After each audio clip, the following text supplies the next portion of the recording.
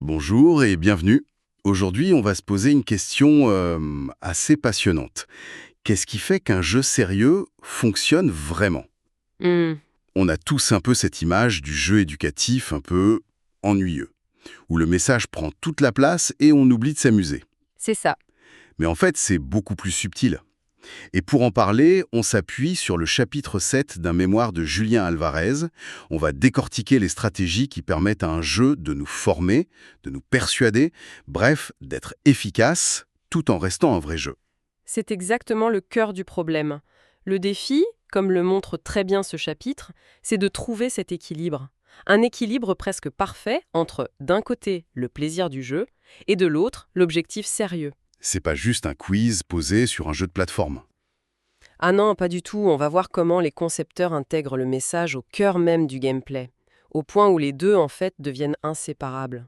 D'accord. Alors, par où on commence?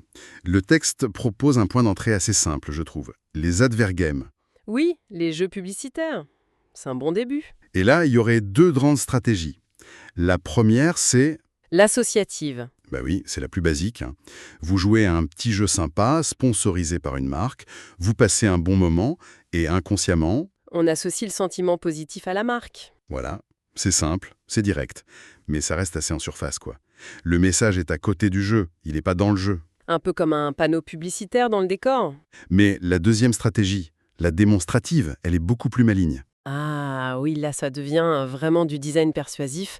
L'idée c'est que le gameplay lui-même va démontrer les qualités du produit. Le texte prend l'exemple d'un jeu de course, je crois. C'est ça. Imaginez un jeu pour une marque de voiture.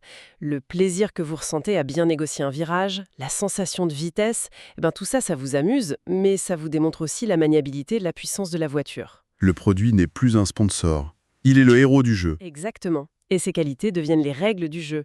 C'est beaucoup plus fort. Et ça m'amène à une citation du texte de Jean-Noël Portugal, qui pour moi résume tout. Ah oui, je vois laquelle. Il dit « Si je réussis ma mission, alors c'est qu'implicitement j'aurai atteint les objectifs pédagogiques. Elle est fondamentale, cette phrase. Elle dit que le but, c'est pas d'arrêter le jeu pour faire la leçon. Le but, c'est que l'acte de gagner soit en même temps l'acte d'apprendre. » La réussite dans le jeu et la compréhension du message, c'est la même chose. Gagner, c'est avoir compris. Voilà, c'est le principe qui sous-tend tout le reste. Donc si le gameplay lui-même est le message, ça ouvre des possibilités assez folles. Ça veut dire qu'on peut construire un argument entier juste avec des règles. C'est exactement ça.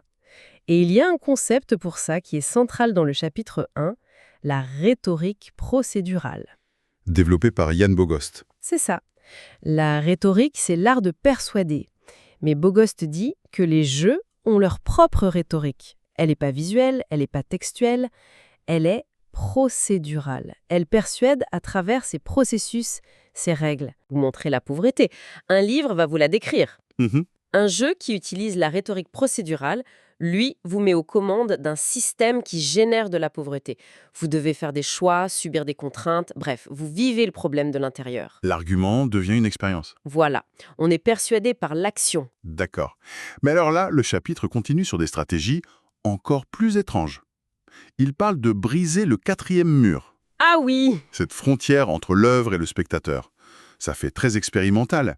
Comment est-ce que ça peut servir à un but sérieux? Force le recul, et la métalepse, qui crée un pont entre le monde du jeu et notre monde.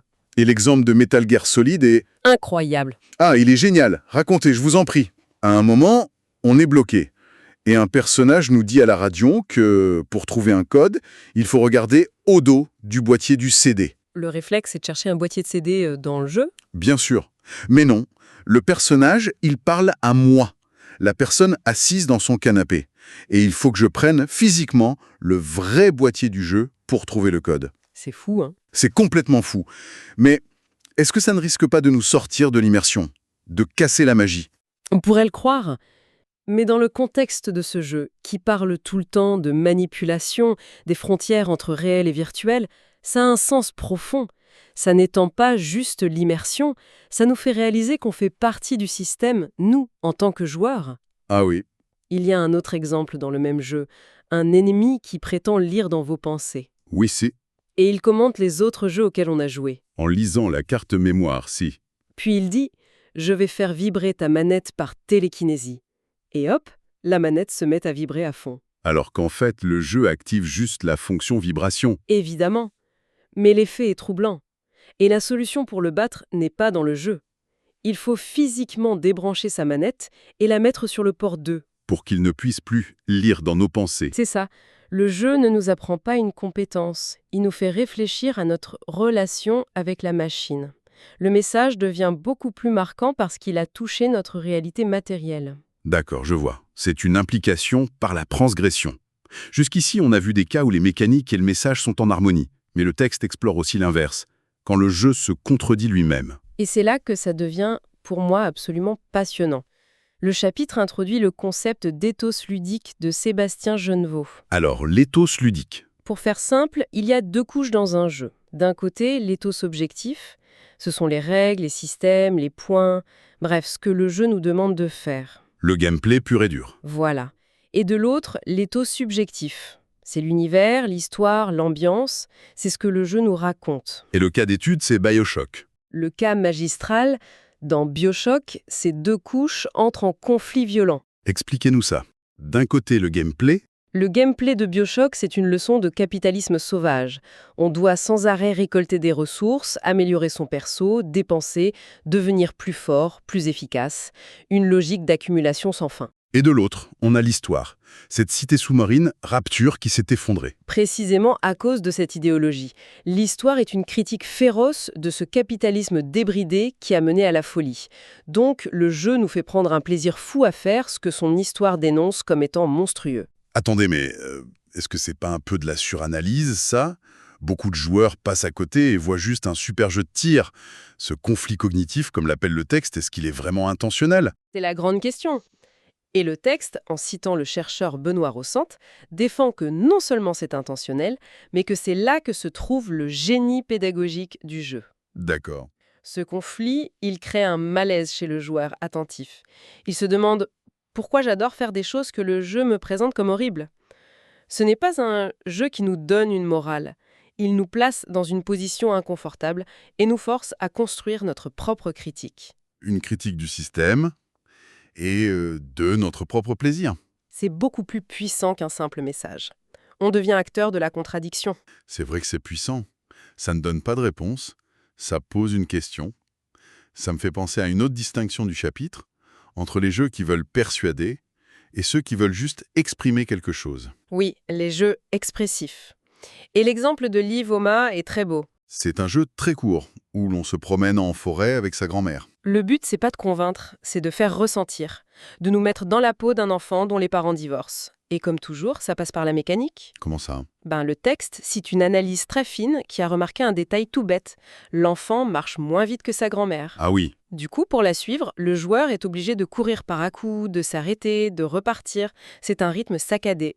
C'est le rythme d'un petit enfant qui essaie de suivre un adulte. on ne nous dit pas « tu es un enfant », on nous le fait ressentir physiquement. Exactement. L'empathie est créée par une règle de dépassement. C'est une forme de communication qui est vraiment propre aux jeux vidéo. C'est fascinant. Mais alors, une fois qu'on a vu toutes ces stratégies de design, comment on raccroche ça concrètement au monde de l'éducation?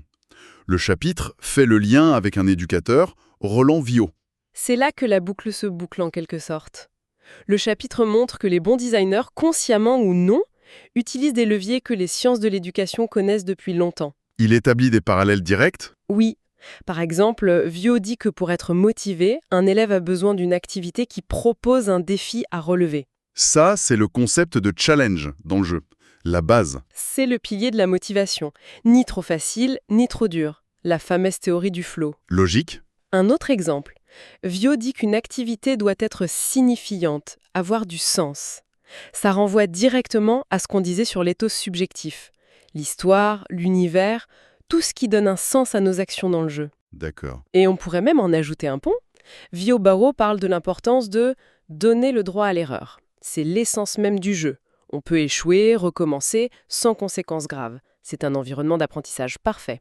Donc, si on résume, on est parti de la pub pour aller vers des concepts bien plus profonds. D'abord, l'idée que les règles du jeu sont un argument en soi. La rhétorique procédurale. Ensuite, les jeux qui brisent les frontières entre le virtuel et notre réalité. Mhm. Et enfin, cette stratégie très complexe de créer une tension, un conflit à l'intérieur même du joueur pour le faire réfléchir sans jamais lui donner de leçons. Absolument. Et la grande conclusion de tout ça, c'est que l'efficacité d'un jeu sérieux ne viendra jamais d'un message éducatif juste plaqué sur un jeu. C'est la recette de l'échec. C'est la recette pour un jeu qui n'est ni amusant, ni sérieux. Le succès, c'est l'intégration totale. C'est le moment où jouer devient l'acte d'apprendre. La mission du joueur et la mission pédagogique ne font plus qu'une. Ce qui nous laisse avec une dernière pensée, une question pour la route. On a beaucoup parlé de ce fameux conflit cognitif dans des jeux comme BioShock. Oui. Et si, finalement, les jeux sérieux les plus marquants, les plus transformateurs n'étaient pas ceux qui nous donnent un message clair et net, Mais plutôt, mais plutôt ceux qui installent une contradiction en nous. Ceux qui, au lieu de nous donner un argument à accepter, nous forcent à interroger nos propres actions, notre propre plaisir, au sein du système qu'ils nous proposent. peut-être que le but, ce n'est pas de nous donner la bonne réponse, Mais de nous laisser avec la bonne question.